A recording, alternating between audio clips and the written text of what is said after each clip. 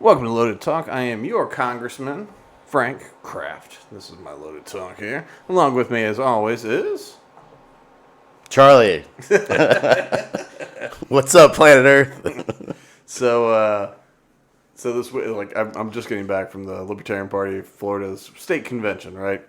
And one of our panelists, our at-large member Theodore, he was telling me this weekend that he thought we really missed an opportunity, as the podcast should be called Frank and Bean.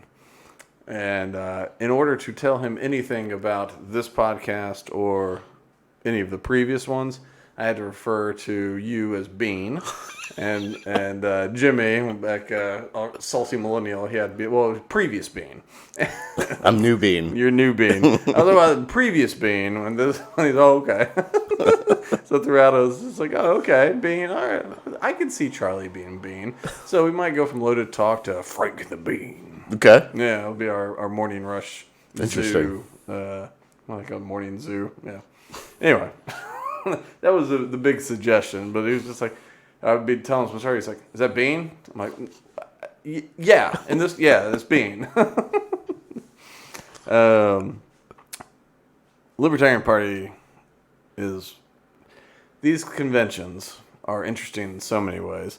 For a bunch of people that don't like rules, it's like, don't tell me how to live my life, I'll live my life. They get really particular about rules. And I think a big part of it is, like, if you're going to make a rule, it needs to be very specific.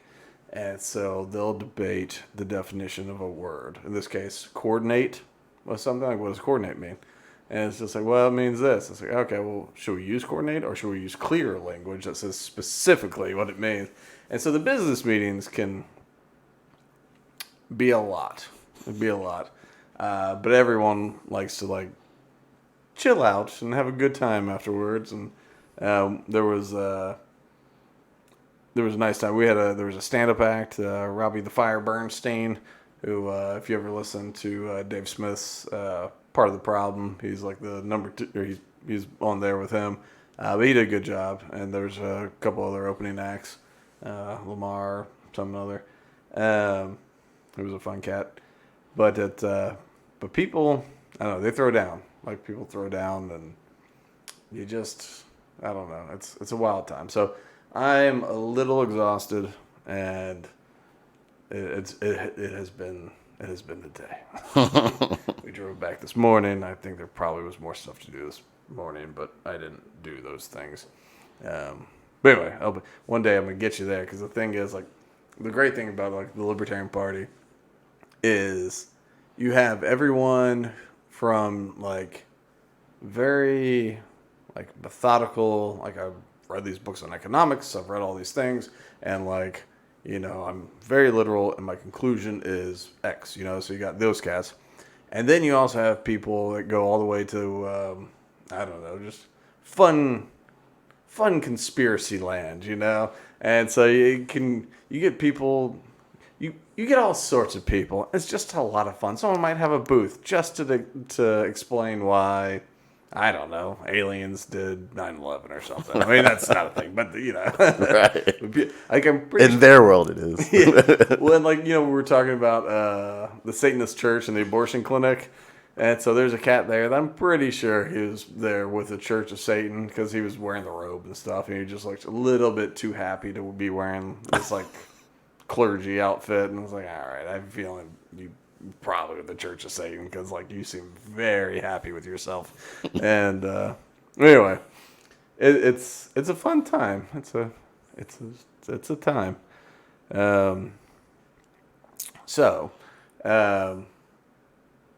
Some of the speakers there, like, there's this cat Maj Toure I was telling you about. He's Black Guns Matter, and so his big thing. So the root of most gun control legislation is actually racism.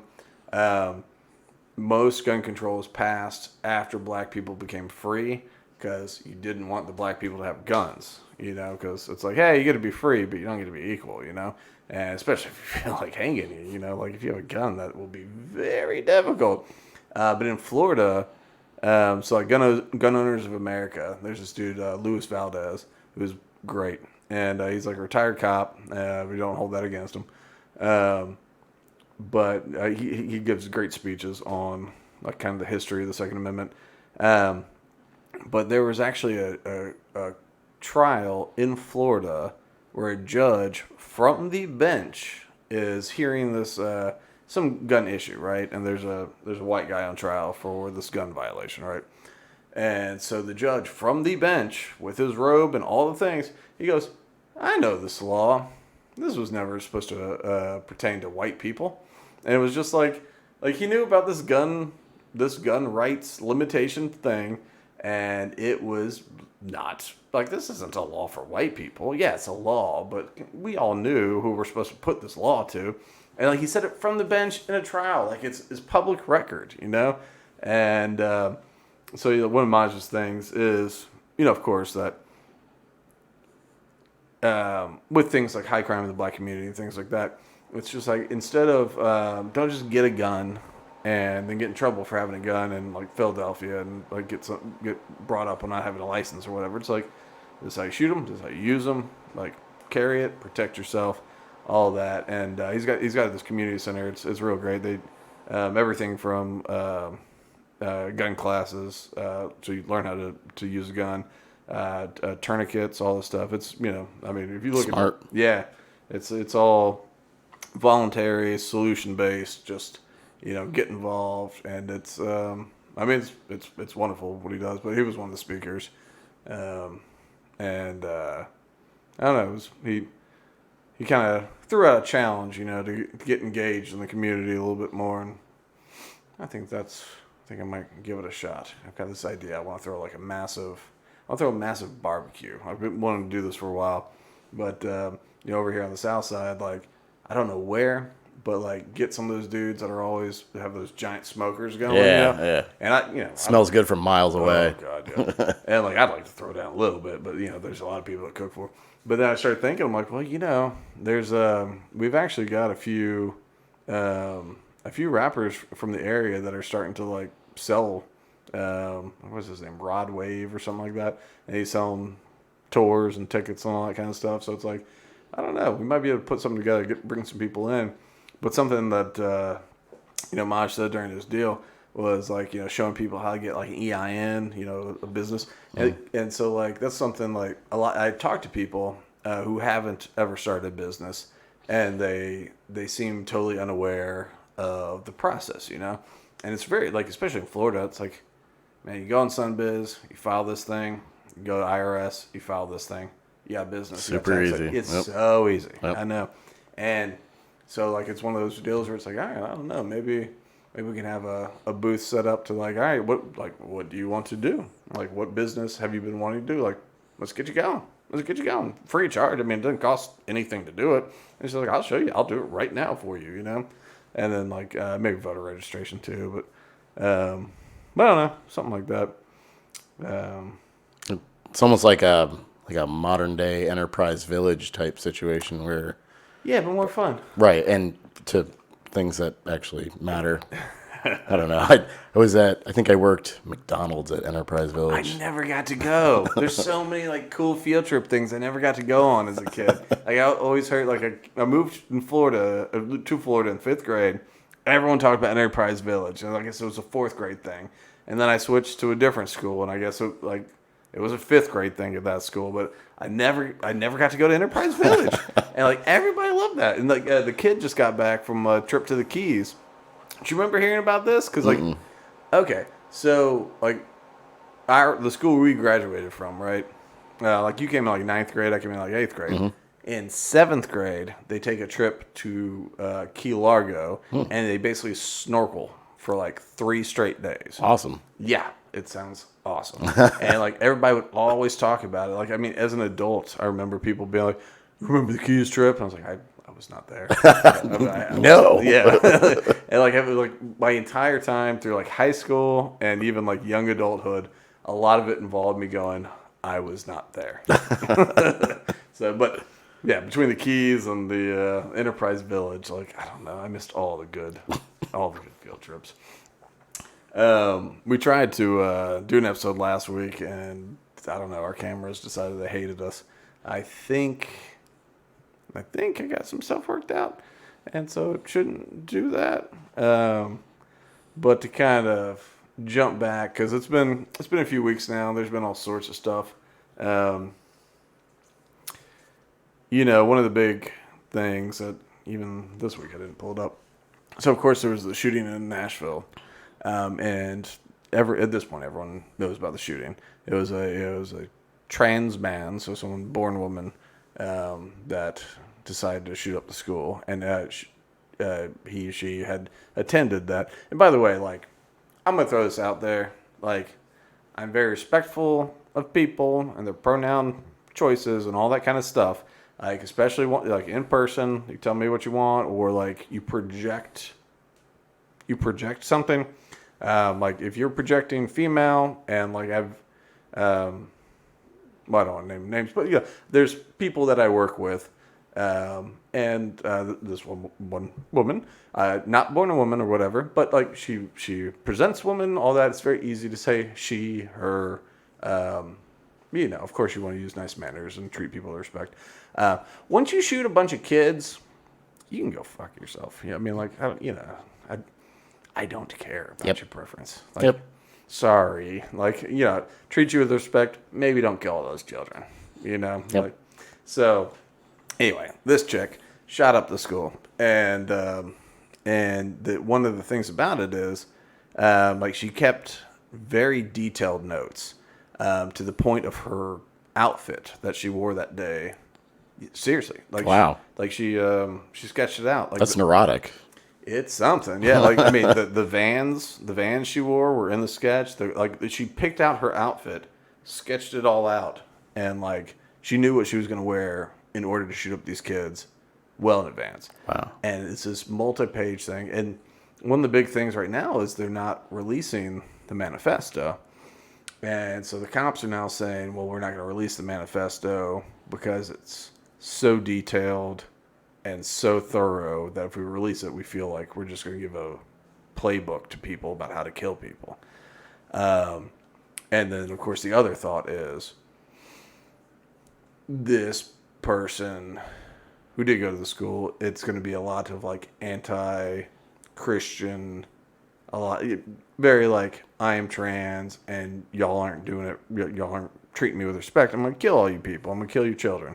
It's kind of the thought. Of course, no one's read it, but it's hard not to think that way when every manifesto comes out like immediately, especially if it has something that like people go, well, that looks right wing over there, like, oh, okay. And they'll roll with it, even if like 99% of it's talking about communism, environmentalism, all this stuff. There's like just a little hint in there where you might be able to throw, like Republicans under the bus. They go, all right, that's what we're going with. This was done by Donald Trump. Yeah. Yeah. And it's true. Like the need, the demand for Trump supporters to be violent crazy has surpassed the supply, even with January 6th. Like narratives? Is that yeah. Like the narrative, like they get so bent out of shape, I guess is what I'm saying. And so like everything has to fit into something, did you see that, speaking of January 6th, Ray Epps is about to do 60 Minutes? Really? Yeah. So like, Ray Epps, the guy that encouraged everybody to go in. He was most wanted for however many days. And then they said, oh, don't worry about him. He's fine. He's going to be on 60 Minutes, and he's going to be talking about the right-wing conspiracy theories that he had anything to do with anything, and about how it's been negatively affecting him, and about how he's like had to move into some rural area and he's kind of hiding and stuff. He's going full victim. Wow. Through CBS. Yeah. Or is that 60 Minutes CBS? Yeah. Yeah. So he's going in full victim mode, which is very interesting because, we can all trust the corporate news structure, of course, and they're never washing people to re-release them. Right. Well, yeah. I mean, is this some sort of money grab opportunity? I don't. I mean, he might have a book. I mean, if he could have a book in the hopper. I don't know. I think it's really. I think it's grosser than that. I think it's just that like everyone is saying, look at this guy who's clearly saying, go inside the building. Like, we're going to go inside the building tomorrow. We're going to do it tomorrow. We're going to do it right now. Let's go inside. He whispers in people's ears, and then they tear down barriers and they go inside the building. And, like, people are just like, why don't we know anything about this guy? And I think this is part of the thing. They're just like, right-wing conspiracy theory. It's right-wing. It's right-wing. It's a Nazi conspiracy theory, basically. That this guy had anything to do with anything. And it's like, well, I mean, he's on camera a whole lot doing a lot of things. Can we ask him about that? It's like, listen, he's a victim. All the right-wing people, with the way they talk on the Fox News and the things, they've made this poor man's life a living hell. All he did was show up to, I don't even know what they think he did. That's the other thing, like, if he was just there to peacefully protest or whatever, well, he'd be a Trump guy. He'd be a MAGA guy. Right. And, like, also the 60 Minutes is just like, look at this poor MAGA guy. Like, all he did was just love Donald Trump. And now they're all saying he's a terrorist or a Fed. It's like, oh, yeah, this poor... Like, when have you heard poor MAGA guy on the news, So the whole thing's ridiculous. But that's I just saw that today. I think it's coming up on... Well, I don't know, in 60 Minutes. It might be on Sundays. Is 60 Minutes on Sundays? I haven't watched that in I don't know how long. It, yeah. I just remembered the tick, tick, tick, tick, tick was the end of all good television. I remember that as a kid. Like, all right. And all of a sudden, tick, tick, tick. You're like, God damn. Okay. Back when you had to, like, watch things as they came on TV. All right. So, that's some stuff that's going on. The Bud Light thing, like you said, your lady was asking about it. This has eaten up so much oxygen and still eating up oxygen today. Excuse me. So Bud Light gave cans of beer, Bud Light beer, so I use that word loosely, but to this person, Dylan Mulvaney. Dylan Mulvaney, born man, transition, trans woman. Okay. I dislike Dylan Mulvaney. I think that she is kind of a butthole to women. Like, it's as if you wanted to always present women in the worst stereotypes possible. Maybe not worse, but just stereotypes. And like, but old Dylan does it and is called a hero and stuff. Like if I do it and I'm just like, this is how women are, women be shopping. But it's just like, I'm going to wear pearls and I don't know sports and all that kind of stuff. Like people are like, God, you're misogynistic. And my sisters would hit me with things. They would. And my nieces, they would all hit me. But that's the thing. Like Dylan is beautiful and proud and brave. But she, puts on, Audrey Hepburn, like the gloves, the pearls, and all this kind of stuff. And so, over the top. And then, like, for this Bud Light thing, she's like, oh, I hear it's March Madness, which means some sort of sports thing is happening. Who knows?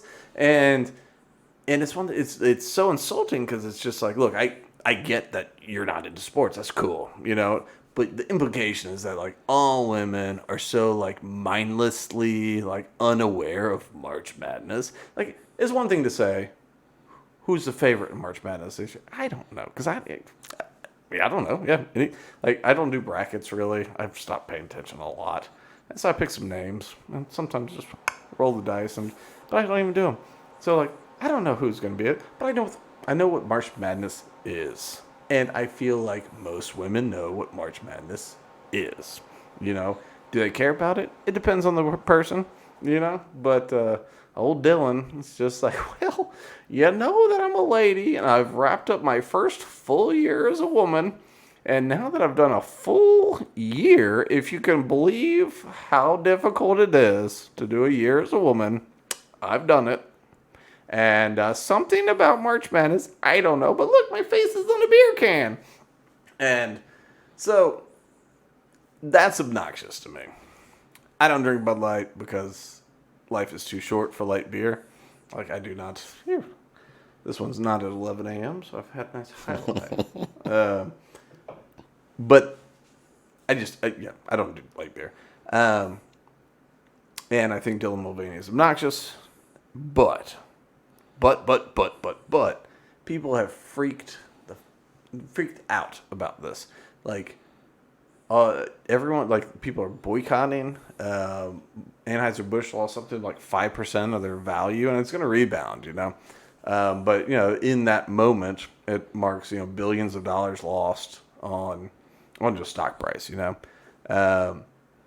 And I know we tried to do this last week when things weren't working, but I'm going to go ahead and just do this again since we're going to make this thing work today.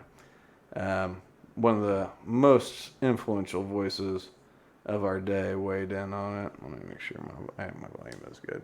I switched it over, yeah. Oh, hell. Hold on. I forget. Switch away from it. Don't look at me. No pressure. Yeah, right.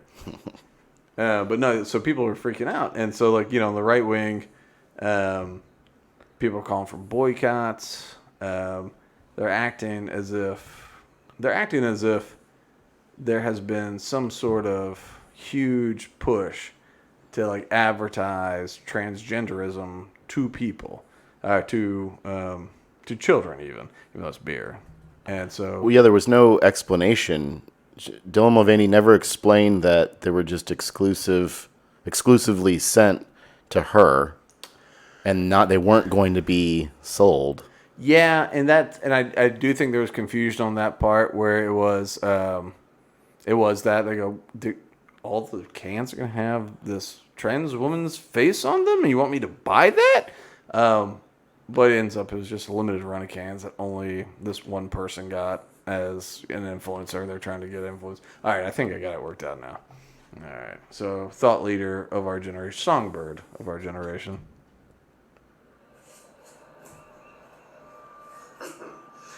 Grandpa's feeling a little frisky today. Let me say something to all of you and be as clear and concise as possible. His name is Kid. I want. Look at all that. Look at that drip. Bud Light, Oh, Anheuser-Busch. he said the F Have a word. terrific day. So, Kid Rock weighed in, obviously. And don't get me wrong, I like every protest that involves machine gun shooting things. I don't care what it is. It can be protesting me. It's fantastic. Bud Light should use everything up until the end of that. I mean, it could literally be like a piñata that looks like me that says "I'm Frank," and people shoot with a machine gun. It's like that's pretty fucking awesome. Like I don't even like me anymore. Like it's fine. It's like do it again. Let's do it again, especially if it's filled with candy.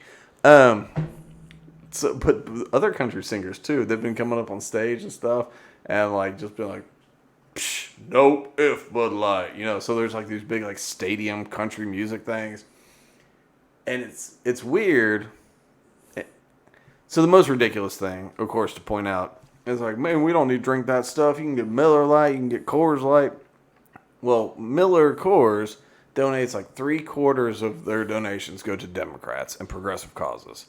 Anheuser-Busch, it's like the opposite. It's like 60-70% go to Republicans and Republican causes.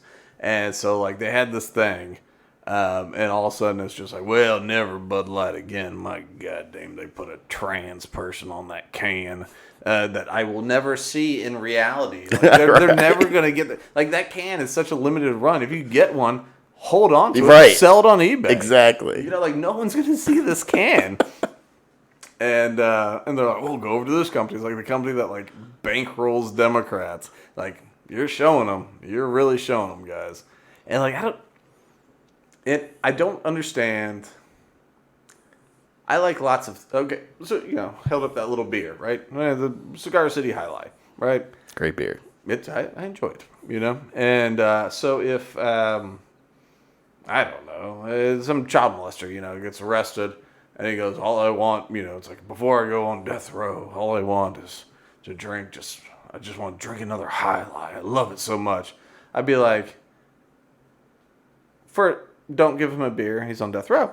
Well, I'm not a fan of that. Anyway, but I don't care. Like, I don't care. The thing is, your child molester murdering ass is not why I started drinking the beer. It tastes delightful. You know, and Bud Light doesn't... I don't understand that. I don't understand Mick Ultra. Mick Ultra is the one I have the hardest time with. I don't understand why people drink it. I just don't understand. It's not beer. And they can give it to Arnold Schwarzenegger. They give it to Dylan Mulvaney. I don't care who they give it to. I'm not. I mean, if Michael Jordan came out and like, oh, There he is.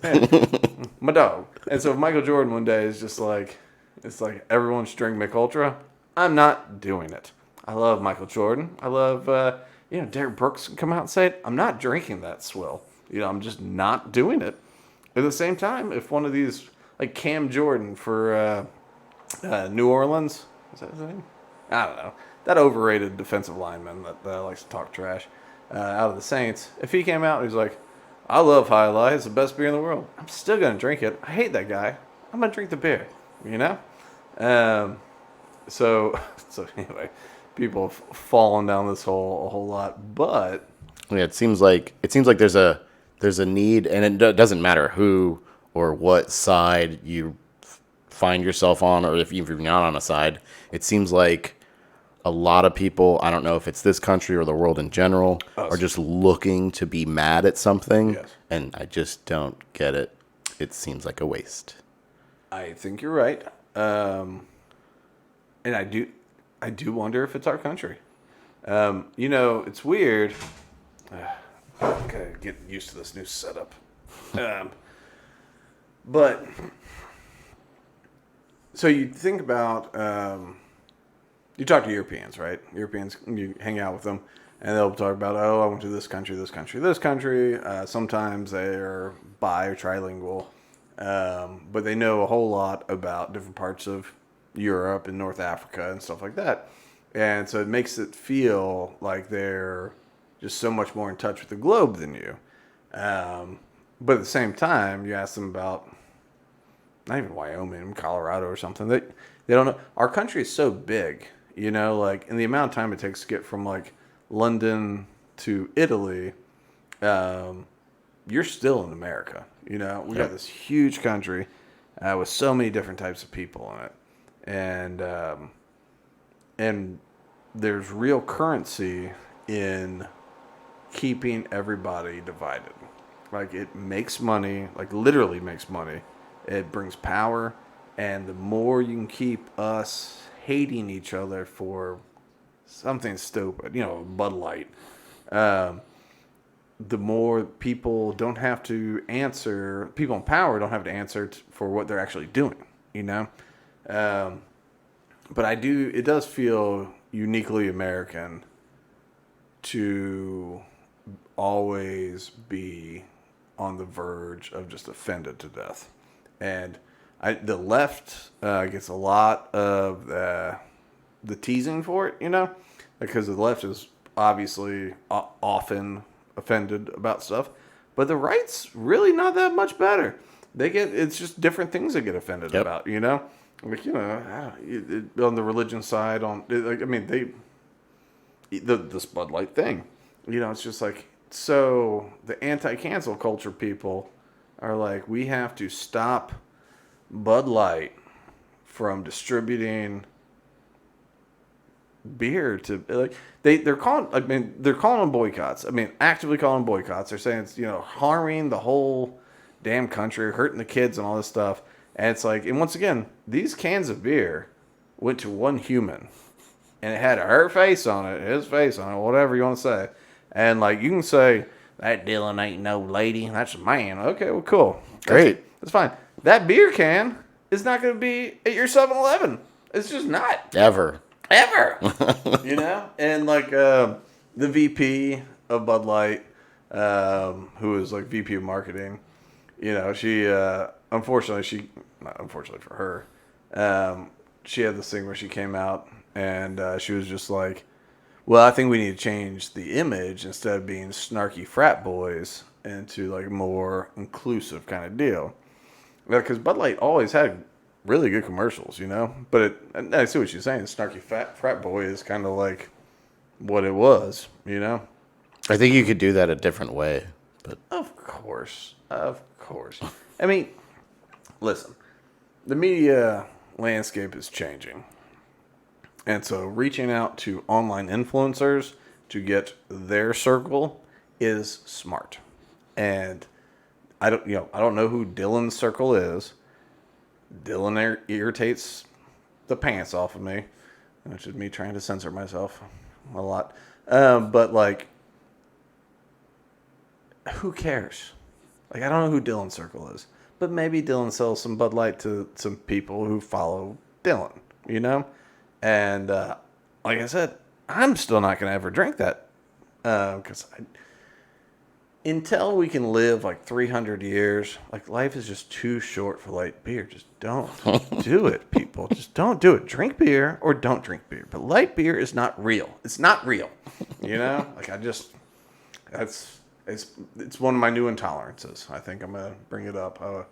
Years ago, I decided for a New Year's resolution I was going to be totally intolerant to vegans. And so it's just like, no, I am intolerant. And so vegans I'm intolerant of. Runners I've kind of become intolerant of. And but I think light beer people, I think I'm intolerant of you too. And like, yeah. all right. Yeah. No, it's just like, I don't have to be nice. I'm intolerant.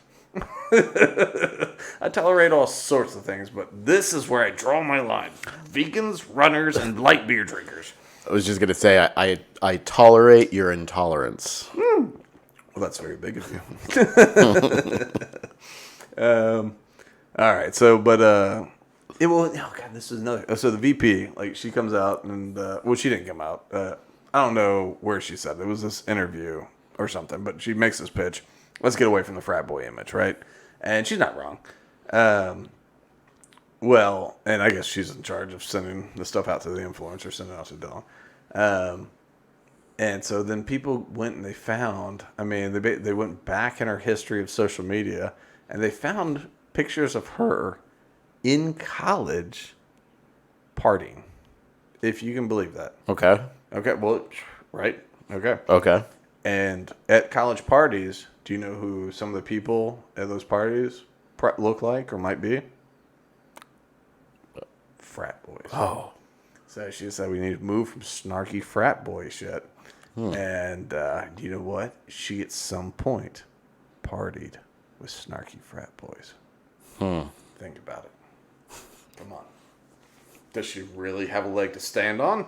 I mean, she said we don't want these frat boys to be the main target, but at some point she drank beer in college. You know, she didn't drink any of the pictures, though. She didn't have one Bud Light in her hand the whole time. Yeah, she was drinking other stuff. But I don't know. It like, and the right felt like they really had something on that. It was, look at this. You don't like the frat boys? You're drinking with the frat boys. It's like, what? Who gives a shit? Well, and it's like when it's all said and done, Bud Light's name is mentioned so much because of it that I honestly think that loss will come back like probably tenfold. Oh, they'll be fine. They'll be fine. I mean, that's the thing. Like, even this 5% bump where they lost X number of $1 billion or whatever, it's not like they lost that money. That's stock value. Mm-hmm. You know, you're telling me that InBev is suddenly going to just be like, well, that was it. One straw. Yeah, one trans woman on one can, and suddenly people don't want to buy beer no more or go to Busch Gardens. Like, it's stupid. This is gonna pass, and like all the brands they own, like Mick Ultra, you know, because that's the thing. You know, the number of good old boys that I meet that drink Mick Ultra. Have you noticed this? Mm-mm. Like good old boys, you know, rednecks or whatever. Like. Really? Yeah, I don't understand it. And they I don't know, I think they're trying to be healthy, but they can drink like 50 of them. And that's, I know. They drink so many of them where it's like, this kind of undoes all the potential health benefits. They drink so many of them. And it's not beer. But, you drink, so many of them. Like, it's ridiculous. But it's something I've noticed. We're like, damn, look at all these, like good old boys, but they're drinking Mick Ultra, and I don't get it. And that's the whole time that they drink their Mick Ultra. That's Anheuser-Busch. But here, let me we'll switch over here. There's a little... we're already there. All right. The Bud Light senior marketing executive behind a controversial Dylan Mulvaney ad campaign has taken a leave of absence. Alyssa Heinerscheid, vice president of marketing for the popular beer, will be replaced by Budweiser global marketing VP, who cares, and been leading the brand since June. And it's unclear if her replacement will be permanent. And so, this chick, that's her. Young girl, or young lady, young woman. And, she's not wrong to say, let's reach out to online influencers. Right. Who would She's doing her job. That's it, and it's the right call. Right. And it's because Anheuser-Busch, they do donate, 3-1 or whatever, Republican and right wing. This, when there's backlash, all the upper execs were just like, nope, I didn't approve it. Of course, they don't need to. They don't need to approve her marketing. But I wouldn't have done. They're trying to hedge. But it's That kind of sucks. it sucks for her because there's all Dylan. So look at this. See the not pearls, but the necklace and the gloves and all this stuff. This is what I hate about. So, okay. I am in favor of adults, whether, you got gender dysphoria, you got whatever. I don't care how you live your life. And I will treat you with respect, and I will do my best to navigate everything, just out of manners. Just out of manners, I'm going to treat everyone with respect. I can't stand. One of the things I worry about, with this push on the kids and everything, I worry about the sterilization and the removal of sexual enjoyment, basically, that they're pushing on largely autistic and some gay kids. A lot of the kids that go trans are on the autism spectrum, and some of them are not happy about it later. They become part of the D-trans community, and so it's people on the autism spectrum are the most susceptible, these kids, so far, statistically speaking, of being pushed into transitioning. And some of them are gay too. And I think there's gay youth. There's gay youth who maybe they don't feel right in their own body, right? So because they're teenagers, and sorry, we got some audio stuff going on. It's distracting. I think we're good. Yeah, but teenagers don't feel right in their body, right? It's a weird time. You grow in weird ways. You don't feel right, right? And so I think the gay youth and a lot of youth during that time, it's just all right, I don't know. Maybe I'm not supposed to. I don't feel like I should look like this. I don't feel like I should look like this.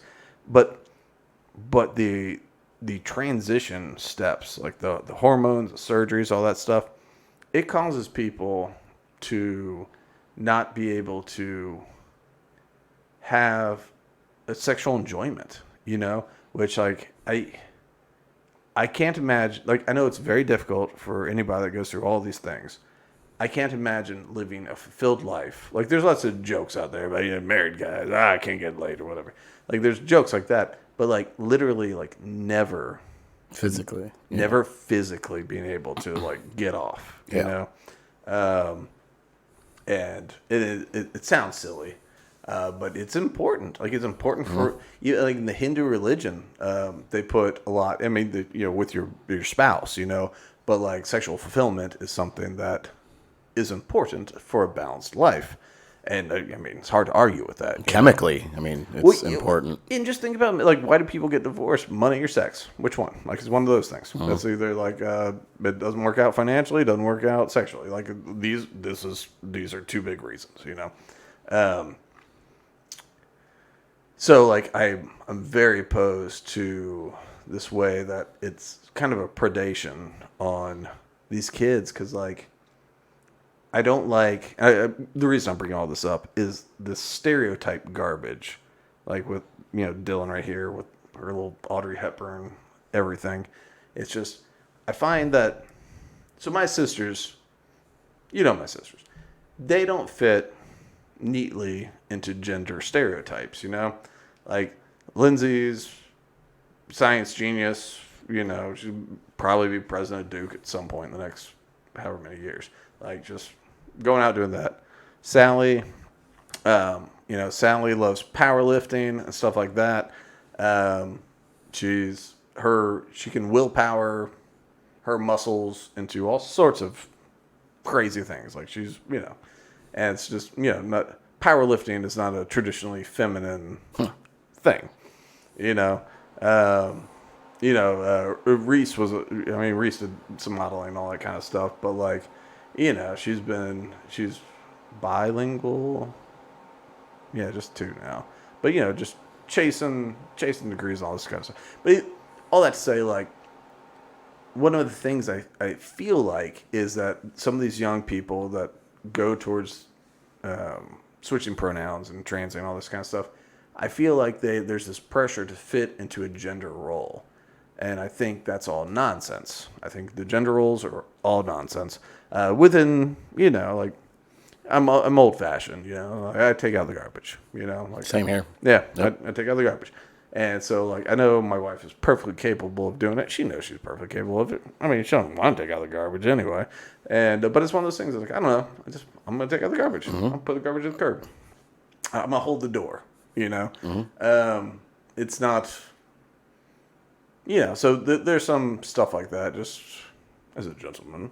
There's things that we fall into. But there's a lot of these, like, nonsense roles that I think weigh down on people. And for Dylan Mulvaney, 1 year as a woman and being like, what I am is all the stereotypes. And then to get letters from the White House and get the beer cans and all that kind of stuff. Like, I don't care as far as like Bud Light goes. I care in that, like, it seems insulting. Like, Like, The audacity. yeah, and like, I don't know. I'm not a male feminist or anything like that. Like, I was raised with lots of women constantly. Like before, my mom and my stepdad got married. It was basically, I mean, I saw my dad, of course, and all that. But it was like single mom, older sister, younger sister. Like, I'm surrounded all the time. So I do not pretend to be a feminist because all those girls can go to hell, quite frankly, And that's what I'm saying. We don't need them. But but it's one of those things, like, I get offended by it, and it doesn't mean anything to me. I mean, like, men being the best women, yeah, sorry, we're the best. Like that Ricky Gervais thing. It's just like, sorry, we won this too. It's a man's world. Sorry. We're the best men, we're the best women. We win. We win. Charlie, we're going to get a trophy. We won. We won all of humanity. We take over everything. We did. And it tends to be white, so it's white men. And so we won womanhood. Sorry, the white dudes just did it. We won all the things. That's where compassion gets you. Well, anyway. But all that's, I don't know, this is just Dylan Mulvaney. It just irritates me. All right, well, hold on. Let's look at the can real quick. Yeah, sorry. There's the can. Okay. So that has been something that's been eating up so much oxygen, and it's so stupid. But I mean, even us, like, we just took 45 minutes or whatever to kind of talk about how stupid that is. But it weighs on the public. It, like, weighs on people. Now, all right. So get away from Goofy. Which I just was by Disney, so Goofy. I like that. We'll call Dylan Goofy now. Yeah, I don't want to give her Goofy. Is she gonna be offended? I don't know, but I don't want to give away Goofy. I really like Goofy. The Goofy is great. You're right. I take that back. You're not Yeah. getting Goofy. Yeah, you don't get Goofy. No. You can take women. Like, yeah, I don't care. We give up women, but we're not giving up Goofy. But no, so here's kind of a serious thing. It's difficult as that transition is. All right. So somehow everything I have is from the New York Post today. I don't know how that happened. But so this is. Yep. Are we not able to switch? Yep, we're good. Oh, we're good. All right. So this Texas couple, right? Texas couple claims state child protective services took their 2-week-old baby, Mila. I'm gonna say Mila. After a dispute with their. What do you think, Mila or Mila? M-I-L-A.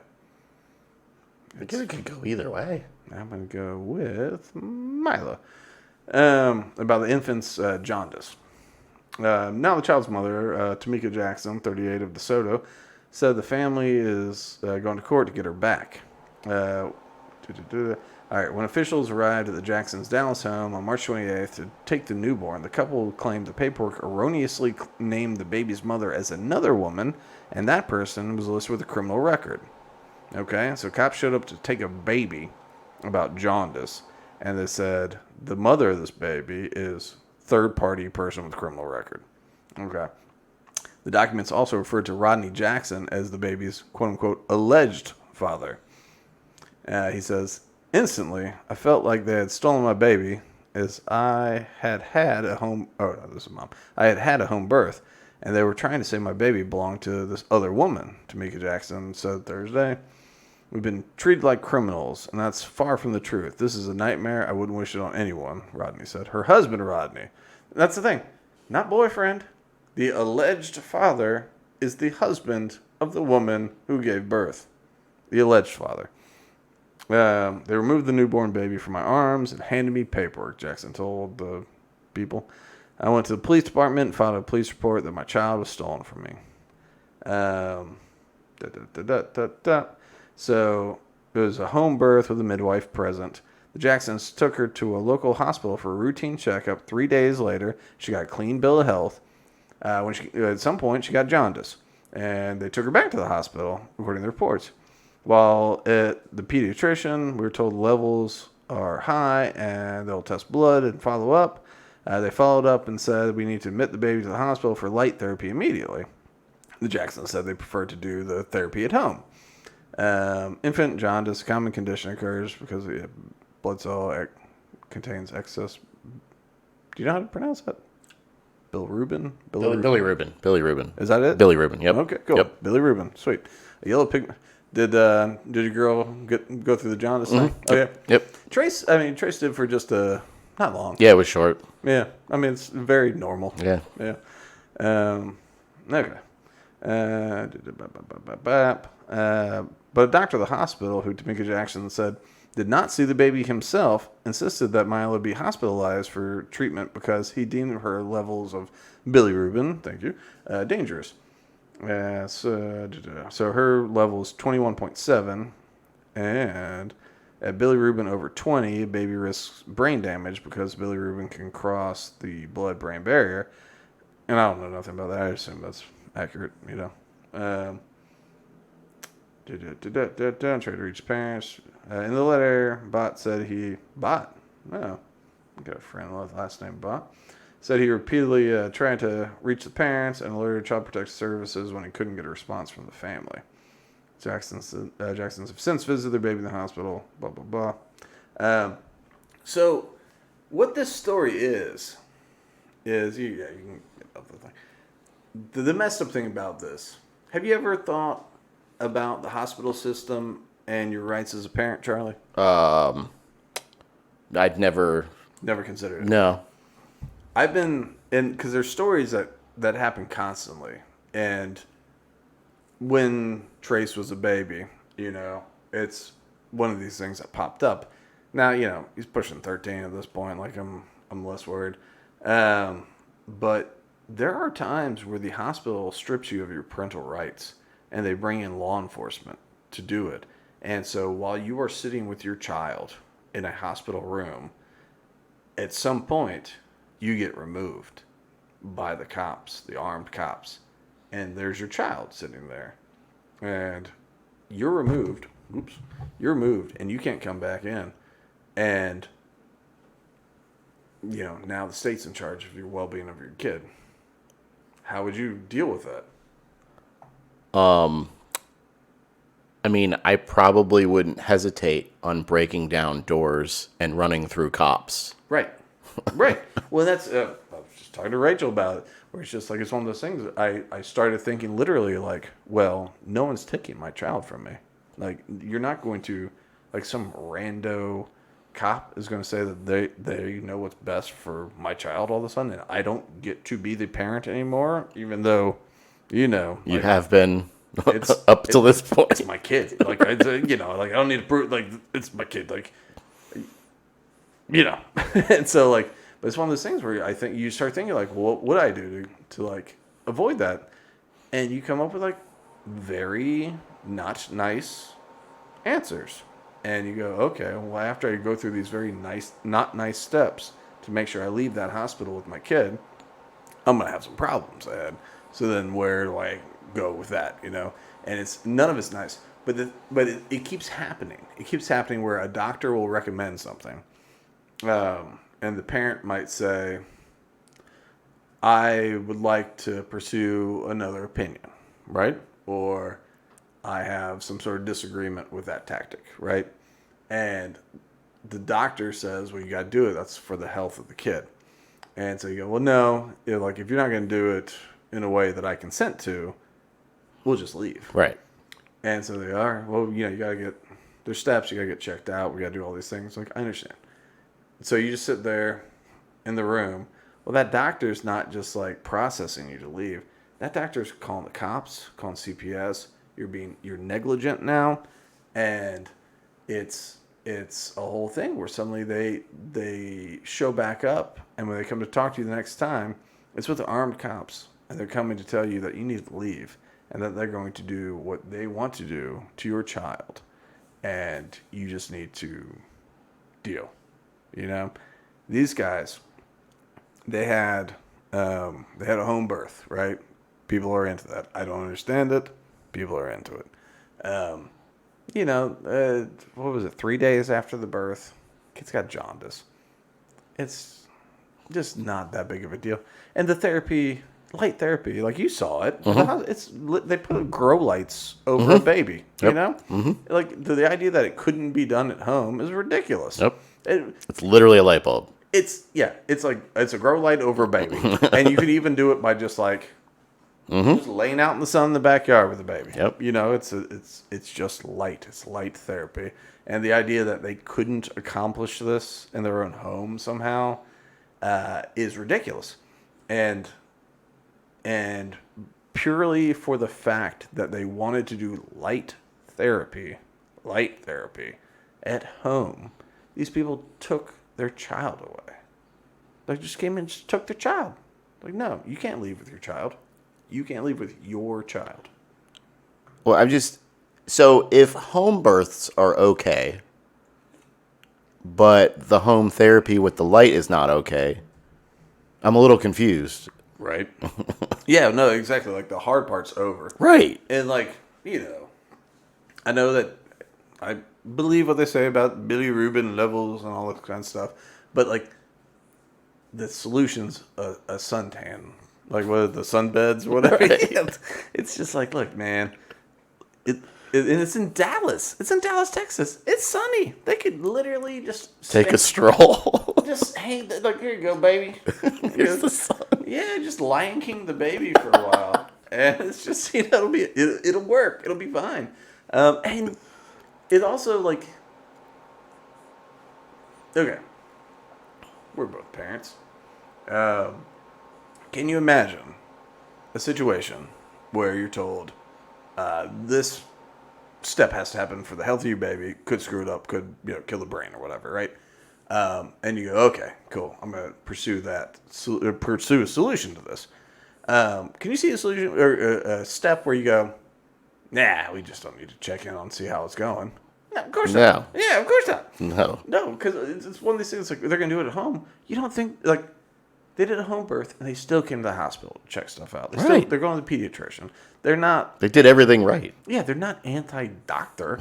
They did a home birth and they just want like not spend all the money on light therapy when they can do it at home for just some of the money. And really, that shouldn't matter anyway. It's their kid. It's their kid. They're allowed. They're allowed to do what they want to. But like this assumption that they're going to neglect the kid. It's like, okay, they're going to do light therapy at home. You don't think they're going to get the Billy Rubin or whatever things tested again? Right. Like, they're going to. Right. They've already been to the pediatrician a couple times. The only update is that as of what is today's date? 23rd. Okay, as of yesterday, the couple has been reunited with their newborn nearly a month after a month. Imagine your newborn baby being gone a month. All that bonding time missed out. I mean, just the bonding, all that stuff, but just like someone just taking your newborn baby for a month. And it's just like, and they're like, oh, it's been cared for. It's been cared for. It's been a nice home. And like, I'll give the benefit of the doubt. Whatever system they put out, I'm going to give the benefit of the doubt. Everyone's lovely. They took your kid for a month, and the baby is what, a month and a half old, a whole month. So anyway, the kid's back with her parents. I'm trying to see if there's any real big update. Anyway, so that's a big update. But like, this stuff happens, and like hospitals. I don't want to be hospital. Certain doctors and certain administrators can weaponize hospitals against parents, and they have. Did you hear about the Down syndrome young woman who died in the hospital in, I forget the city. So this family's got multiple kids. One's got Down syndrome, and I think she's like 17, something like that, and so she catches COVID, and I'm told that sometimes when you have Down syndrome, your lungs and your heart, there's other issues, okay? I didn't know that until this afternoon. But so anyway, they had a,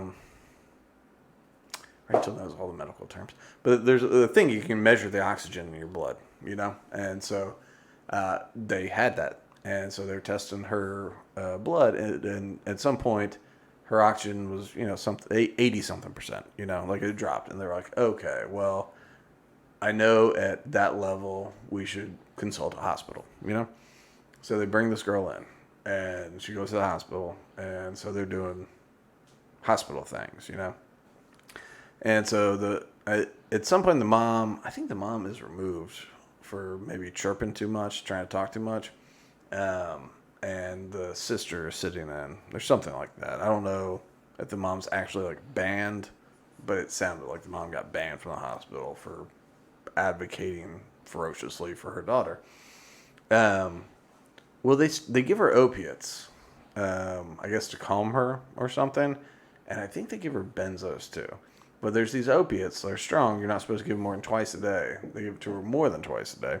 Of course, opiates depress the lungs, breathing, a lot of junkies, they end up just dying because they stop breathing, She's in for COVID, and they weaken the lungs. But so the sister's in there with her. So at some point, she starts to code. She's dying because she's been pumped full of opiates and benzos. And so she's saying, save my sister. The hospital says, well, she's got a do not resuscitate order. Wow. But she doesn't. Her parents never signed a do not resuscitate order. When you're in a hospital and you have what they call a DNR, Yeah. you have a bracelet on to identify you as DNR. And like that way, when something happens, the bracelet, it's just right there. Rachel told me the color. I forget the color, but she'll color today. She's like, oh yeah, it's this bracelet. It looks like this. She didn't have that. She didn't have the bracelet. She's a minor with Down syndrome. She couldn't sign a DNR. The parents didn't sign one. The older sister didn't sign one. They pumped this girl full of opiates and let her die. Oh, they murdered her. They murdered her. Yeah. Wow. Yeah. Yeah. That's scary. It's scary. It's scary because, like, this is the thing with hospitals is there's lots of good doctors, okay? Lots of good doctors, lots of good medical staff and all sorts of stuff. Yeah, Rachel's the best radiology technologist on the planet. I'll put money on it. I put money on it every day. But for real, like, I'll put money on it. No one's better.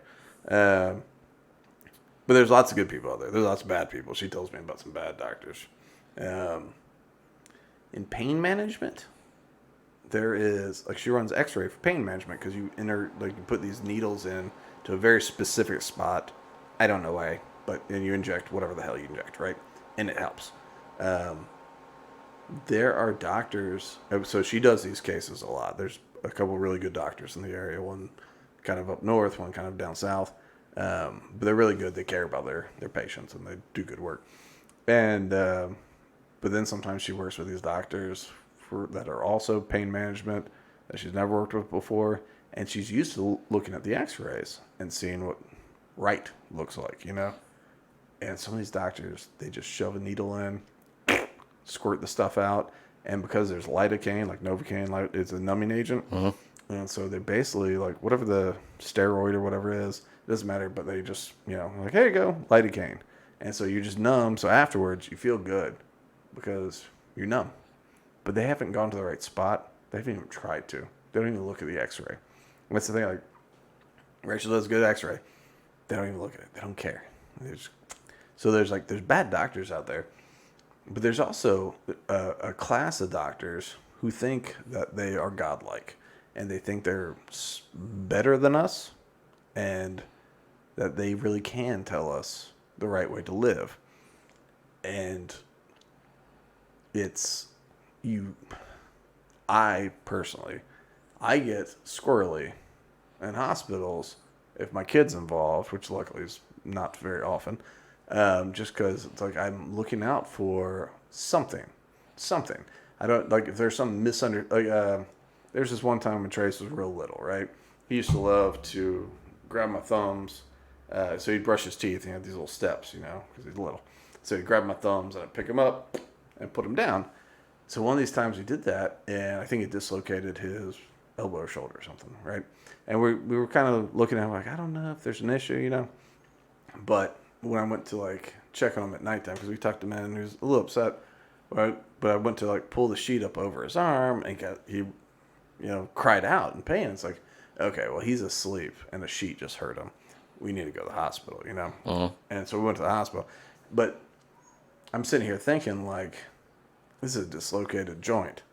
Like, is someone going to claim child abuse on this thing? You know? And if so, how? And, like, luckily, we ended up not even going to see the doctor because he was, like, I was holding him, right? And this waiting room had little video game deals. So at some point, I was like, I'm going to walk him over to the video game thing. And so he was, like, laying back on me. So to pick him up, you know, I kind of had to, like, squeeze him in because, you know. Bear hugged him, yeah. Yeah, well, because the way the chair was, you know. And so, but I think when I did this, I think it popped the joint back into place because he yelled out. It was one of those things where you're like, oh! I was like, chip, you know? Yeah. But after that, like, we get to the little video game things, and all of a sudden he starts poking the screen with his bad arm. And I was just like, huh. And so, you know, I was looking at him poke with his bad arm, the one that was hurt this whole time.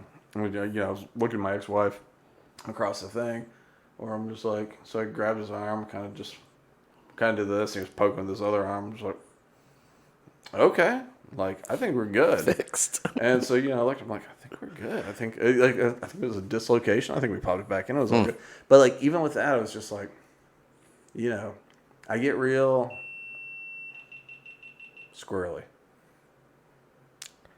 And that's that. Yeah, switch it over to you. The audio's still going, John. All right. Well, we're gonna wrap it up there because We lost Frank. Yeah, Still here. I'm still here with us, but you just can't see me. But no, it's one of those things. You always have to be aware. You have to be aware of your rights and the fact that they can be fragile in this sort of environment that people are looking to take them from you. Well, Bean, why don't you give us an exit since I can't? Thanks for listening, watching. If you also have video, follow us on All the things. damn near every platform. Rumble, YouTube, stuff, Spotify, Apple iTunes. Like, subscribe, alert. Come on, Charlie. It's your time to shine. It's your time to shine. This is it. Well, maybe we just all need to relax about things. That's all I have to say. I didn't even get to my 4 tabs about all the kids getting killed this past week. I know, like it's great. Like everybody keeps shooting people out their front door. It's not okay. Anyway, let's all relax. Everybody relax. All right, thanks, guys.